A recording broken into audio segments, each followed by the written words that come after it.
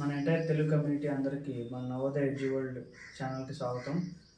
ఇప్పుడు మన 10th class history సిరీస్లో భాగంగా థర్డ్ లెసన్కి వచ్చామండి. థర్డ్ లెసన్ పేరు ఏంటంటే the making of a global world. అయితే ఇప్పుడు ఈ లెసన్లో భాగంగా ఫస్ట్ మనం తెలుసుకోవాల్సిన టెర్మినాలజీ ఏంటంటే globalisation. Globalisation means interconnection of national economies. ఒక దేశం యొక్క ఎకానమీని ఇంకొక దేశం యొక్క ఎకానమీతో మనము కనెక్ట్ చేసుకోవడమే గ్లోబలైజేషన్ అనేది ప్రక్రియ.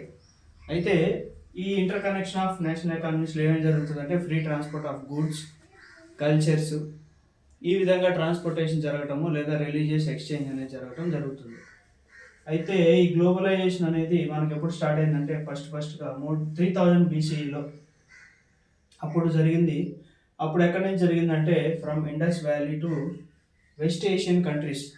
West Asian countries means Iran, Iraq లేదా సౌదీ ఇలాంటి కంట్రీస్ అనుకోవచ్చు. అప్పుడు కరెన్సీ లేదు కదా ఇప్పుడు మోడర్న్ డేస్లో ఉన్నట్లు. అప్పుడు కరెన్సీ కింద ఏం వాడేవాళ్ళు అంటే సీషెల్స్, మనం తెలుగులో గవల్ అంటాం కదా, అది వాడారు. మన ఇండస్ వ్యాలీ నుంచి మన ఇండియా నుంచి మనకి ప్రపంచవ్యాప్తంగా బుద్ధిజం వెళ్ళటం జరిగింది. అయితే నెక్స్ట్ చైనా అనేది ఒక సిల్క్ రూట్ అప్పట్లో ఏర్పాటు చేసుకుంది. ఈ సిల్క్ రూట్ అనేది వయా ఇండియా నుంచి పాకిస్తాన్ నుంచి వెస్ట్ ఏషియన్ కంట్రీస్కి లేదా యూరోప్కి వెళ్ళటం జరిగింది. చైనా నుంచి ఏమేమి వెళ్ళి అంటే ముఖ్యంగా సిల్క్, క్లాత్స్ వెళ్ళి మరియు స్పైసెస్ వెళ్ళి. చైనా నుంచి ఈ గూడ్స్ ప్రపంచానికి వెళ్ళి. యూరోప్ నుంచి వెస్ట్ ఏషియన్ కంట్రీస్ నుంచి చైనాకి ఏమేమి వచ్చినాయి అంటే గోల్డ్, సిల్వర్, అలాగే కొన్ని రకాల డిసీజెస్ కూడా రావడం జరిగింది. మళ్ళీ రిలీజియస్ ఎక్స్చేంజ్లో భాగంగా క్రిస్టియానిటీ, ఇస్లాం అనేది మన ఏషియన్ కంట్రీస్కి రావడం జరిగింది. ముఖ్యంగా చైనా నుంచి ఫుడ్ ఎక్స్పోర్ట్లో ఏం జరిగిందంటే నూడిల్స్ అనేవి ప్రపంచానికి పరిచయం కావడం జరిగింది. మనకి ఇప్పుడు ప్రజెంట్ డేస్లో మన స్టేపుల్ ఫుడ్లో భాగంగా ఉన్న సోయా కానీ, ఈ వేరుశనగ, గ్రౌండ్నట్, కార్న్, మొక్కజొన్న, టొమాటో, చిల్లీస్, స్వీట్ పొటాటో, ఇవన్నీ మనకు ఒక 500 years బ్యాక్ మనకు తెలియదు. ఈ గ్లోబలైజేషన్ అనే ప్రక్రియలో భాగంగానే మనం అమెరికా కూడా ట్రేడ్ చేయడం జరిగింది. అమెరికా నుంచి మనకి ఇవన్నీ ఇండియాకి రావడం జరిగింది. ఓకే, ఈ యూరోప్ అనేది బ్రిటన్, ఫ్రాన్స్ ఇలాంటి కంట్రీస్ అన్నీ కలిపి అమెరికాని 16th centuryలో కనుక్కోవడం జరిగింది. ఎందుకంటే అమెరికాలో అబాండెంట్ ఆఫ్ ల్యాండ్ ఉంది. అమెరికా నుంచి వాళ్ళు ఏం చేశారయ్యా ముఖ్యంగా అంటే అగ్రికల్చర్, మైనింగ్ అనేది చేశారు. పెరు, మెక్సికో అనే 2 కంట్రీస్ నుంచి సిల్వర్ని మైనింగ్ చేయడానికి ట్రై చేశారు. అయితే మన కరెంట్ డేస్లో మన ఇప్పుడు ఈ 2019-20 నుంచి చూసుకుంటే మనకి చైనా నుంచి బయోలాజికల్ వార్ఫేర్లో భాగంగా కరోనా ఎలా వచ్చిందో అప్పట్లో యూరోప్ నుంచి వాళ్ళు ఏం చేశారంటే స్మాల్ పాక్స్ని ప్రపంచవ్యాప్తంగా వాళ్ళు స్ప్రెడ్ చేయడం జరిగింది. అలాగే ఈ అమెరికాలోకి వచ్చేసరికి నేటివ్ రెడ్ ఇండియన్స్ ఉన్నారు. ఆ నేటివ్ రెడ్ ఇండియన్స్కి ఈ స్మాల్ పాక్స్ని ట్యాకిల్ చేసేంత ఇమ్యూనిటీ పవర్ లేదు. సో చాలామంది చనిపోవడం కూడా జరిగింది. అయితే నెక్స్ట్ ఏం జరిగిందంటే ఈ చాలామంది యూరోపియన్స్ అనేవాళ్ళు ఇక్కడ యూరోప్ నుంచి అమెరికాకి వలస రావడం జరిగింది. ఎందుకంటే అక్కడ లేబర్ అవసరమయ్యారు. సో యూరోప్ నుంచి అమెరికా రావడం జరిగింది. నెక్స్ట్ ముఖ్యంగా మన 19th century నుంచి ఏం జరిగిందనేది మనకి ఇప్పుడు గ్లోబలైజేషన్ బాగా ఇంపార్టెంట్ అండి. 19th centuryలో ఏమైందంటే యూకే, ముఖ్యంగా బ్రిటన్ మరియు దాని అడ్జసెంట్ కంట్రీస్ ఏవైతే ఉన్నాయో వాటిలో ఇండస్ట్రియల్ రెవల్యూషన్ జరిగింది. ఇండస్ట్రియల్ రెవల్యూషన్లో భాగంగా టౌన్ కల్చర్ అనేది ఏర్పడటం జరిగింది. ఎక్కడైతే మనకి టౌన్ కల్చర్ అనేది ఏర్పడుతుందో అక్కడ మనకి ఫుడ్ కన్జంప్షన్ అనేది హెవీగా ఉంటుంది, గూడ్స్ కన్జంప్షన్ అనేది ఎక్కువగా ఉంటుంది. సో ఈ ఫుడ్ డిమాండ్ అనేది విపరీతంగా పెరిగిపోయింది. మళ్ళా ఎప్పుడైతే ఇండస్ట్రియల్ రెవల్యూషన్ స్టార్ట్ అయిందో పీపుల్ ఇన్కమ్ పెరగడం జరిగింది, తద్వారా పాపులేషన్ పెరగడం కూడా జరిగింది. ఓకే, ఈ ఫుడ్ ఇన్ఫ్లేషన్ అనేది విపరీతంగా పెరిగిపోవడం వల్ల కొంతమంది ఏం చేశారంటే యూకే నుంచి మిగతా కంట్రీస్కి మైగ్రేషన్ అయ్యి కూడా వెళ్ళిపోవడం జరిగింది. ఇప్పుడు ఈ బ్రిటన్కి కావాల్సిన ఫుడ్ సప్లై చేయడం కోసం రష్యా, అమెరికా, ఆస్ట్రేలియా అనేది ఈ 3 కంట్రీస్ అగ్రికల్చర్ని ఇంప్రూవ్ చేసుకోవడం జరిగింది. ఈ ప్రొడక్షన్ చేసిన ఈ ప్రొడ్యూస్ ఏదైతే ఉందో దాన్ని ఎక్స్పోర్ట్ చేయడం కోసం ఏం జరిగిందంటే యూరోప్ కంట్రీస్ ఎక్కడెక్కడైతే ఈ గ్లోబలైజేషన్ భాగంగా వాళ్ళు వెళ్ళారో అక్కడ రైల్వేస్, పోర్ట్స్ డెవలప్మెంట్ చేయడం జరిగింది. అలాగే మన ఇండియాలో కూడా కెనాల్ కాలనీస్ అనేవి కొన్ని ఏర్పాటు చేశారు. ఏంటంటే అప్పుడు దాకా లేని ఏదైతే మనకి ఇరిగేషన్ సపోర్ట్ లేదో వీళ్ళు ఆర్టిఫిషియల్గా కొన్ని కెనాల్స్ తవ్వి అక్కడ వీటు, కాటను ఈ 2 ప్రొడక్షన్ చేసుకొని అవి మళ్ళీ యూకేకి తీసుకువెళ్ళటం జరిగింది. అయితే టెక్నాలజికల్ డెవలప్మెంట్ ఆ టైంలో ఏం జరిగిందని అంటే యూరోప్లో బాగా మీట్ కన్జంప్షన్ ఉంటుంది, like beef, mutton, like something. వీటిని అక్కడ దాకా తీసుకెళ్లాలంటే సముద్రంలో వాళ్ళకి చాలా కష్టమయ్యేది ఆ రోజుల్లో. సో స్టీమర్స్ అనేవి కనుక్కున్నారు. ఒక రిఫ్రిజిరేటెడ్ స్టీమర్స్ ఉన్నాయి. అక్కడి నుంచి ఎక్కడైతే వేరే కంట్రీస్లో మీట్ని వాళ్ళు కొనుక్కొని వాళ్ళ కంట్రీకి తీసుకెళ్ళడం జరిగింది. ఇక్కడ మనం బాగా గుర్తుపెట్టుకోవాల్సింది ఏంటంటే రిండర్ పెస్ట్. దీన్నే మనం క్యాటిల్ ప్లేగ్ అంటాం. మనుషులకు వచ్చే ప్లేగ్ కాకుండా క్యాటిల్కి వచ్చే ప్లేగ్నే మనం రిండర్ పెస్ట్ అంటాం. అయితే ఈ గ్లోబలైజేషన్లో భాగంగా వీళ్ళు యూరోప్ కంట్రీస్ వాళ్ళు ఒక్కొక్క దేశం ఆక్యుపై చేసుకుంటూ వెళ్తున్నారు. వెళ్ళినప్పుడు వీళ్ళు ఆఫ్రికా కూడా వెళ్ళటం జరిగింది. 1890స్లో ఆఫ్రికా వెళ్ళినప్పుడు ఏం జరిగిందంటే ఈ రిండర్ పెస్ట్, ఈ క్యాటిల్ ప్లేగ్ అనేది అక్కడ విపరీతంగా స్ప్రెడ్ అవ్వడం జరిగింది. ఆల్మోస్ట్ 90% ఆఫ్ ద క్యాటిల్ అనేది చనిపోవడం జరిగింది. వీళ్ళు యూరోప్ పీపుల్ రాకముందు ఈ ఆఫ్రికన్ పీపుల్కి మెయిన్ వాళ్ళ యొక్క సోర్స్ ఆఫ్ లైఫ్ ఏంటంటే అగ్రికల్చర్ అండ్ క్యాటిల్. ఇప్పుడు ఆ 2 నాశనం అయిపోయింది. యూరోప్ ఏం చేసిందంటే మెల్లిమెల్లిగా ఆఫ్రికా మొత్తాన్ని ఆక్యుపై చేయడం జరిగింది. ఎందుకంటే అక్కడ విపరీతమైన మైన్స్, మనకి వాల్యుబుల్ మెటల్స్ ఉన్నాయి, గోల్డ్, సిల్వర్, డైమండ్స్ ఇలాంటివి. వాటి కోసము యూరోప్ అనేది ఆఫ్రికాని ఆక్యుపై చేయడం జరిగింది. ఆక్యుపై చేసి ఏం చేశారంటే అక్కడ నేటివ్ పీపుల్ అందరినీ వాళ్ళ యొక్క లేబరర్స్, మనకి కూలీలుగా మార్చేశారు. వాళ్ళ మీద విపరీతమైన ట్యాక్సెస్ వేయడం జరిగింది. అలాగే పని చేయించుకున్న తర్వాత చాలా తక్కువ వేజెస్ ఇవ్వడం కూడా జరిగింది.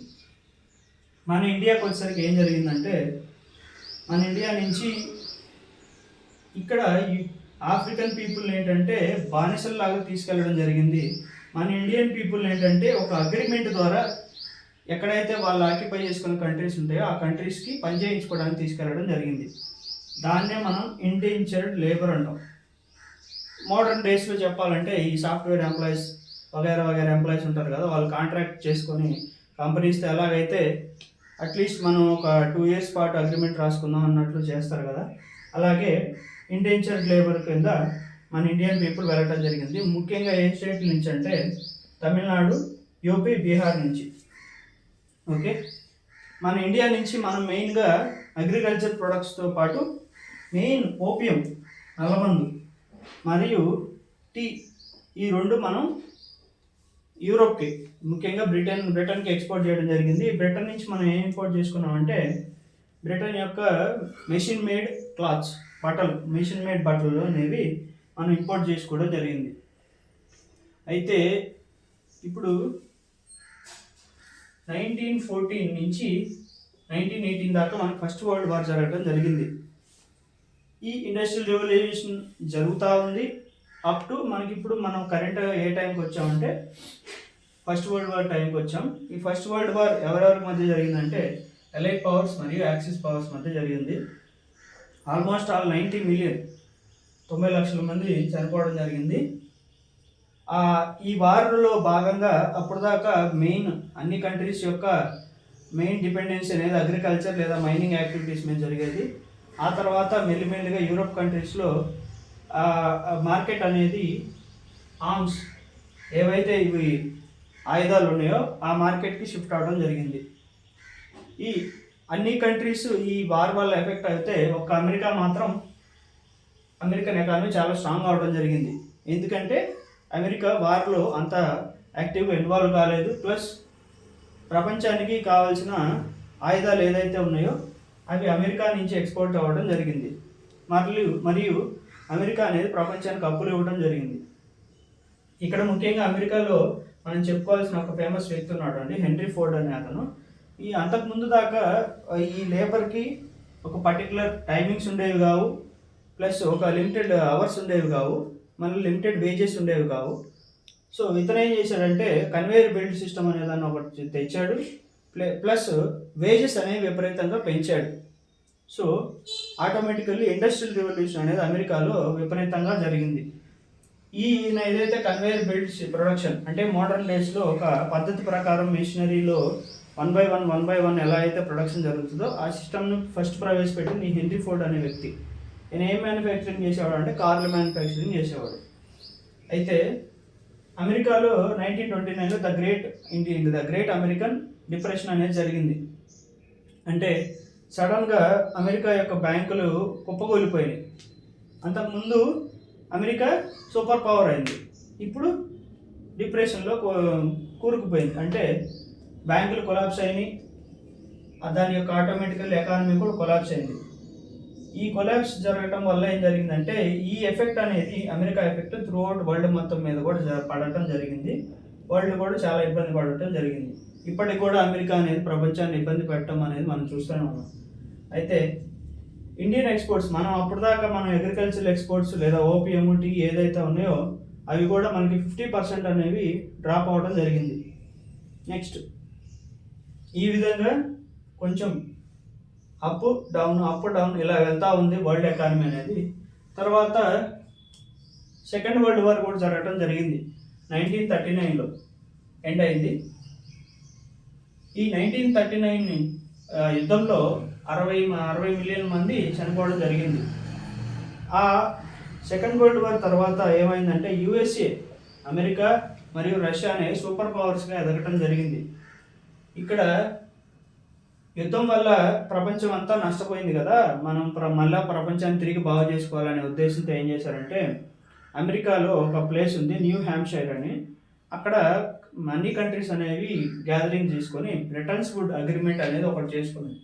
ఆ బ్రిటన్స్ వుడ్ అగ్రిమెంట్లో భాగంగా ఏం జరిగిందంటే ఒక ఇంటర్నేషనల్ మానిటరీ ఫండ్ అనే ఒక ఆర్గనైజేషన్ని ఏర్పాటు చేసుకున్నారు. ఈ ఆర్గనైజేషన్ ఏం చేస్తుందంటే వారి వల్ల ఏదైతే కంట్రీస్ నష్టపోయాయో ఆ కంట్రీస్కి ఫండింగ్ చేస్తుంది. దాంట్లో వీటో పవర్ అనేది అమెరికా మరియు యూరోప్ అనేది పెట్టుకున్నాయి. వీటో అంటే నిరోధిక హక్కు, ఏదైతే దీంట్లో డెసిషన్ తీసుకుంటారో దాని మీద హక్కు ఎవరికి ఉంటుంది అంటే అమెరికాకి, యూరోప్ ఉంటాయి. తర్వాత ఈ విధంగా ఐఎంఎఫ్ ద్వారా ఫండింగ్ చేస్తూ ఐఎంఎఫ్ నుంచి లోన్స్ తీసుకుంటూ అన్ని కంట్రీస్ కూడా ఇండస్ట్రియల్ రెవల్యూషన్ వైపు వెళ్ళటము, డెవలప్మెంట్ వైపు వెళ్ళడం జరిగింది. 1960s తర్వాత ముఖ్యంగా ఏం జరిగిందంటే చాలా కంట్రీస్ అప్పటిదాకా యూరోప్ ఆధిపత్యంలో ఉన్న కంట్రీస్ అన్ని ఇండిపెండెన్స్ వచ్చి మరియు ఇండస్ట్రియల్ రెవల్యూషన్ అనేది జరిగి అమెరికా మీద డిపెండ్ అవ్వటం, ఈ ఐఎంఎఫ్ మీద డిపెండెన్సీ అనేవి తగ్గించేసి సెల్ఫ్ సస్టైన్ అయిపోయింది.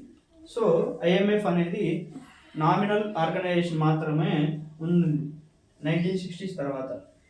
ఇప్పుడు 1970s తర్వాత ఏమైందంటే ఈ ఏదైతే నీకు యూరోప్ కంట్రీస్ లేదా వెస్టర్న్ కంట్రీస్ అన్నింటిలో నీకు లేబర్ అనేది చాలా కాస్ట్లీ అయిపోయింది.